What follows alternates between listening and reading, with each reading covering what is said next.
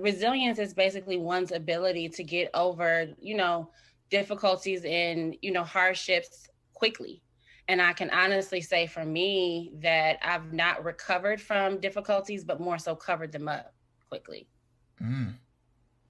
Wow. Okay. There's a strong 100%. difference there. There is a strong difference because recovering means that you're over it. You've moved on, you've moved past, whatever situation you've been through, it's no longer attached to you. It's no longer holding you back.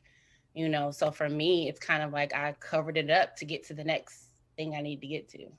Would you say that's a normal reaction you see from many people, that they confuse resilience with avoidance?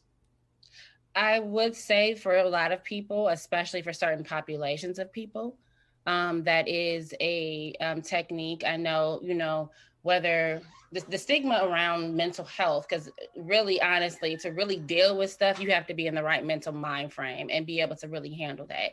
And so for mental health and really taking the time to say, okay, sorry, I got to take care of what's going on in my brain right now is not something that, I think even nationwide is something that is promoted. I know within Black and brown people, it is definitely not something until recently Right. that we are encouraged to do.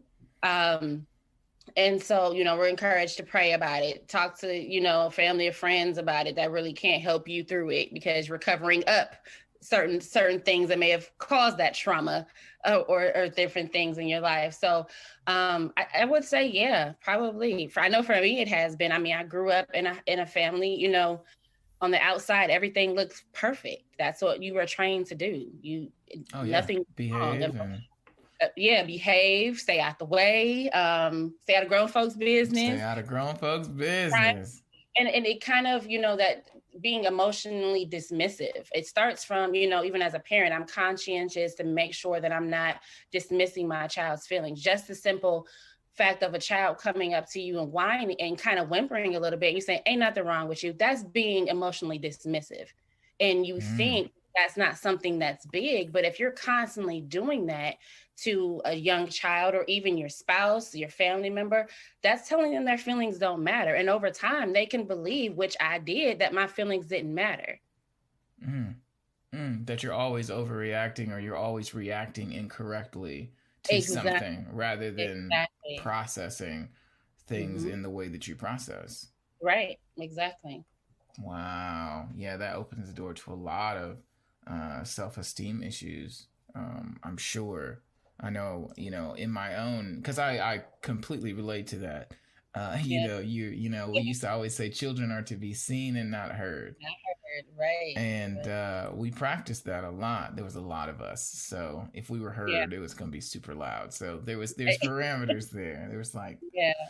but And go ahead. well, I was just gonna say, but that's absolutely, the format that I see a lot, even in sometimes in my nieces and nephews. You catch yourself just being like, you're overreacting. Right. Either it's me or whoever else is around them. You're overreacting. You need to relax. You need to stop throwing such a fit about this. Blah blah blah. Without actually really digging into what it is that's bothering them in the first place. Exactly. Because I mean, and then they become adults who don't understand their own feelings and don't know how to describe them because they weren't allowed to have them. Mm. And then they get into relationships and try to become parents and all this. Yes. Ooh, Yes. Exactly. wow. So in that Yeah. same, obviously it's a weakness we all have, right? From the way that we were brought up in some cases, from the lack of space that was available for us to be emotionally aware, or to really understand that we are covering things up rather than processing and being Right. resilient. Do you think it is more important to focus on your weaknesses or your strengths? Mm, that's a tough question for me because I think, because I always felt that the way I felt or reacted, because that's the way I was kind of taught, was wrong. I've always focused on my weaknesses, and in order to turn them into strengths and kind of in order to benefit others, so that I was seen as, necessary or worthy to them. Mm. And but I think that it's good to focus on both. It's a balance. It honestly, it's a tricky balance that I don't think anybody in the world will probably ever master. But what I'm learning recently over the last couple of years in my life is to try to focus more on my strengths, because I think society has kind of made it, at one point it was a, let's don't downplay yourself. I think probably in like our parents' generation, downplay yourself so that you don't seem braggadocious, or, or something like that. Where now society is kind of gone to the extreme where only talk about your strengths and don't talk about your weaknesses, because Right. that can become a weapon for other people. So I think it's definitely important to